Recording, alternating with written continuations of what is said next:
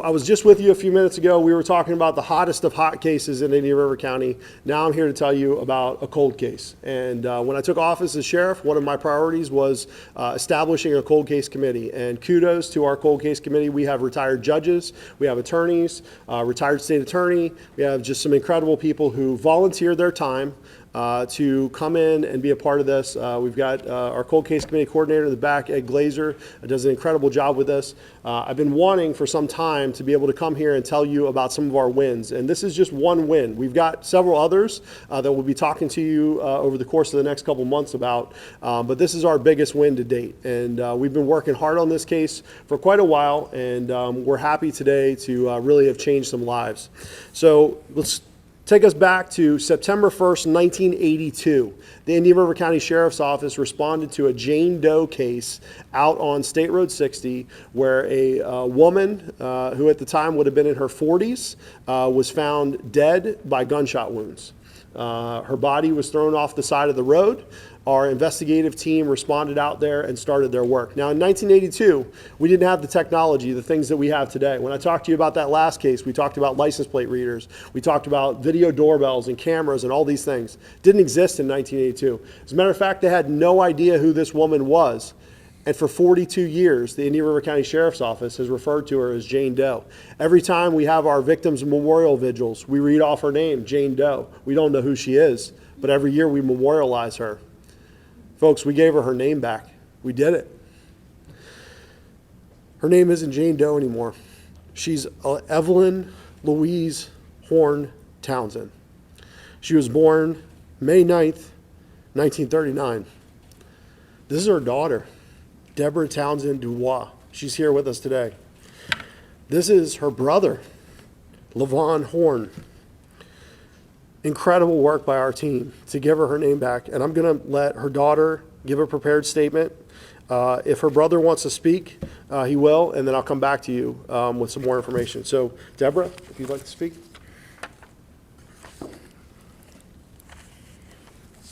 Good afternoon. My name is Deborah Townsend Dubois, and I am the daughter of Evelyn Lois Horn Townsend.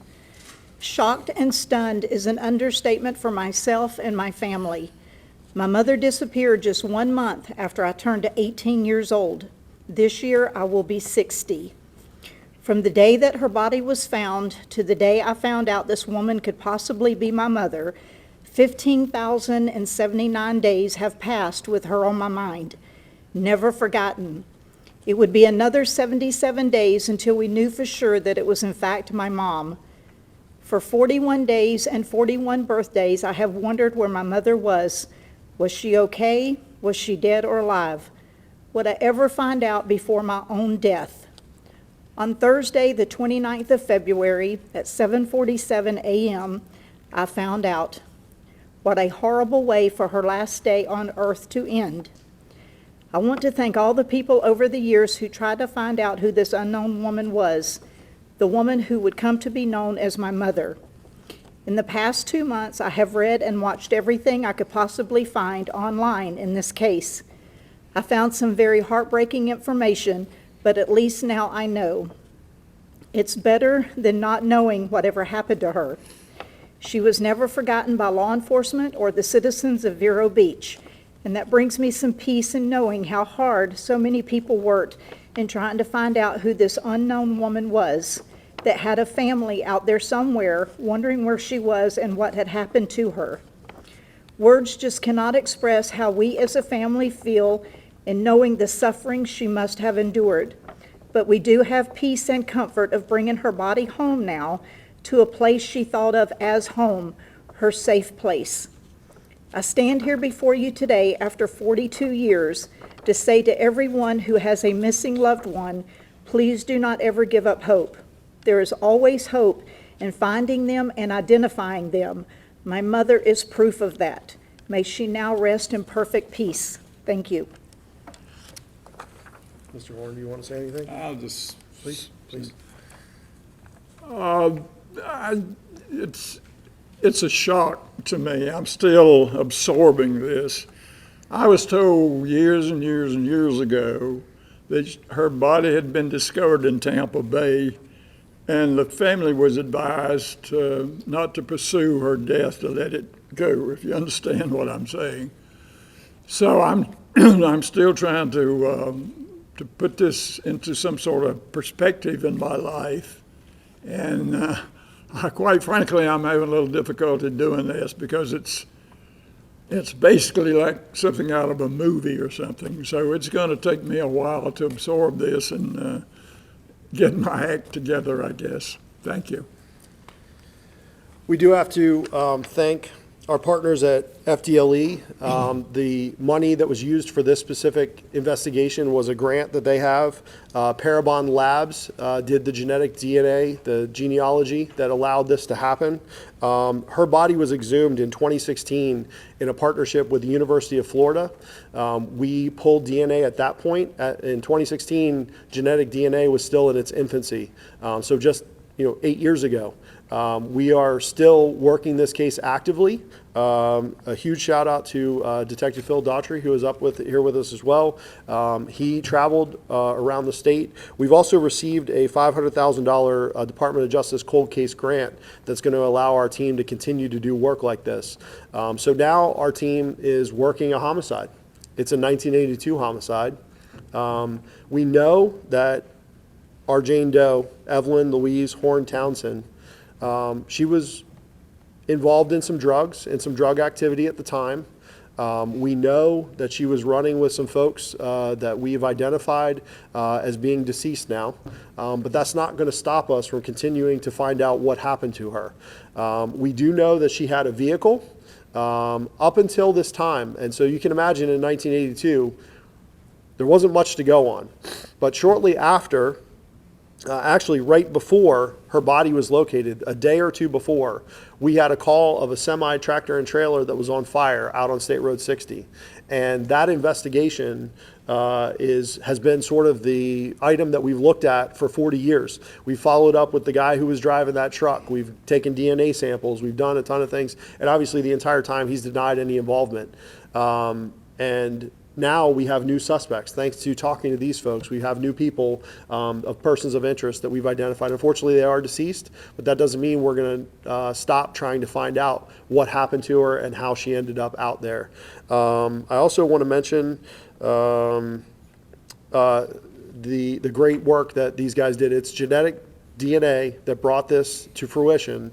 On top of that, Deborah actually flew here from Texas to be a part of this. She lives in Texas now, and Mr. Horn came down from Rockledge to be a part of this. He lives not too far from here, and so these folks had actually never met before. This is her uncle, and they never met before today. So literally, 45 minutes ago, I think you guys met in the back, and they've been sitting and talking. So the incredible work by our team. I'm so proud of everybody who's involved in this case. I'm proud of everything that we've done to be able to give her name back. And I'm happy that we're able to at least give the family a little bit of closure. And we're going to keep working on this. Questions? Yes, sir. Describe the difficulty of trying to close this case when you have deceased potential suspects. I think it actually gets a little bit easier. In this particular case, there are people who are still fearful of these people. The family will tell you.